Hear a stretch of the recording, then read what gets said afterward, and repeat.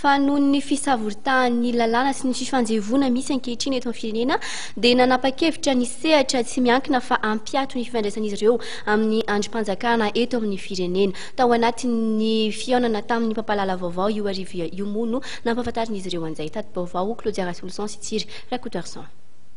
Nampiakapeo ny avy ao amin'ny sehatra tsy miankina manoloana ny toedrarà ankehitriny raha tsy laza fa tsy ny fitotongany ara-toekarena sy sosialy nandritry ny efa-taona.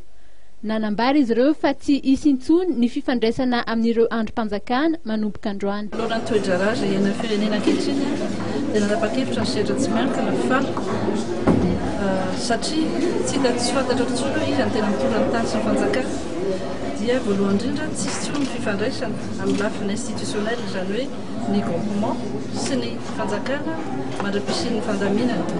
Faharoa, nanapa-kevitra ny sehatra tsy miankina fa ny hetra manaraka izay tokony aloha TVA zany io dia tsy ho aloha any amin'izay tokony andoavana azy fa mipetraka any amin'ny caisse de dépôt conciliation. Amin'izay tsy afaka miteny ny fanjakana manao mauvaise foi zay fa ny tiana ho avoatra zany dia hoe alamino aloha ny raharaha ampahafantarana hoe izy ny tena tompony fahefana dia zay vao mandohan'ny hetra araka ny tokony andoavana azy any amin'ny toerana fandoavana azy isan'andro.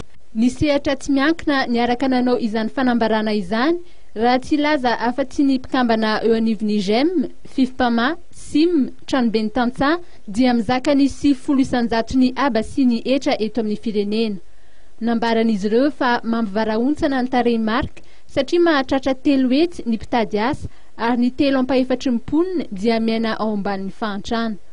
Manampy izany moa ny faharatsian'ny tontolo manodidina ny fandrarahana noho ny tsy fandriam-pahalemana.